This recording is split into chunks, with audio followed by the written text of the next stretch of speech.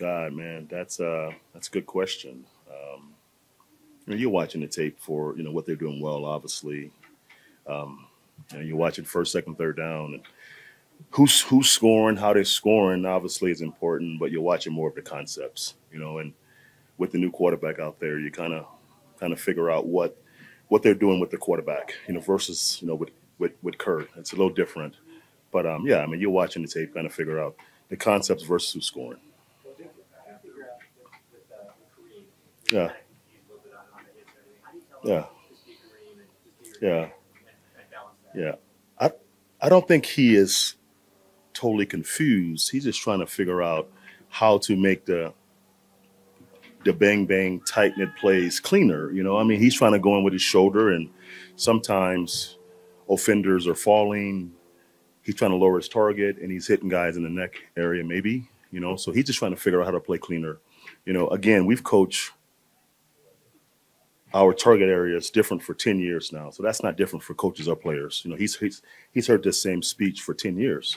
But it's tough when you've had multiple times of incidents and the league suspended you of figuring out how to play fast and also how to play, tough, and also take care of yourself. It's two people,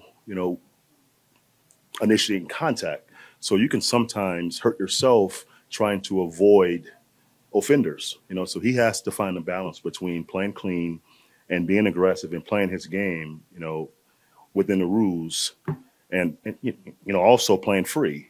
So it's a tough deal for him. It's not easy at all when those plays are happening in a split second. Can you watch in a starter right away and take it Hmm. like he had the Yeah, weeks, yeah. since he missed 2 weeks, Hmm. is it slower? We have a plan for getting him back going. Maybe in some of the snaps, all of the snaps. We'll see how it goes on Sunday night. But yeah, he's back. You watched Josh Dobbs tape when he was struggling and versus what he's doing now. Hmm.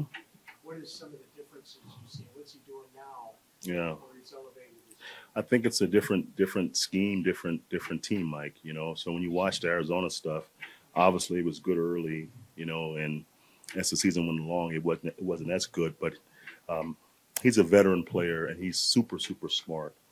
I think the offense that Minnesota runs is very quarterback friendly, and he's taken to it fast. They have a lot of speed. It's a good scheme for a quarterback. It's the boots, it's the play action stuff that he's very good at. He's also very good at finding an open guy. I mean, he knows where to go with the ball. So he's not a young guy who's confused by coverage. I mean, he knows if it's man taking his best matchup. He knows the concepts. He knows where his fit option is. So it won't be easy to play well against this guy because he's an experienced guy. I mean, he's been in 7 years. Sometimes we've seen it. Gino in Seattle. Sometimes when guys sit for a long time, they have time to kind of figure it out, and the process slows down for those guys and they play better, when they're older. It's not different for quarterbacks. If they all can sit 7 years, they probably all play better, but he is a very bright guy, always have been athletic. He can make the second act. And that's your issue with this guy, but he's playing at a high level. You can't deny that. Do you use some of the Travis Kelsey blueprint when you defend TJ Hawkins? It's different. It's different. With Travis, obviously him and the quarterbacks, they've got a rapport that's special. This tight end is playing well, especially in the last 2 weeks.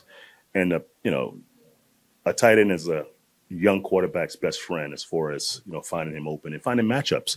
It's tough to defend tight ends, especially on first, second down. But that's a matchup issue, right? Schematically, you can't spend too much of your resources first, second down to double a tight end.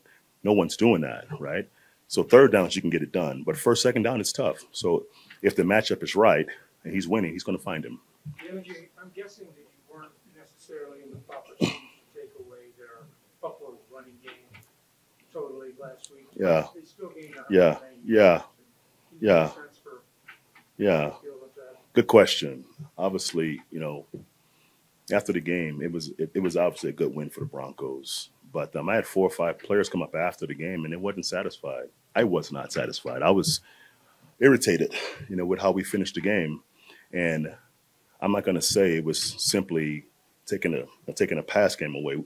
It was not. It was missed tackles. We were very aware.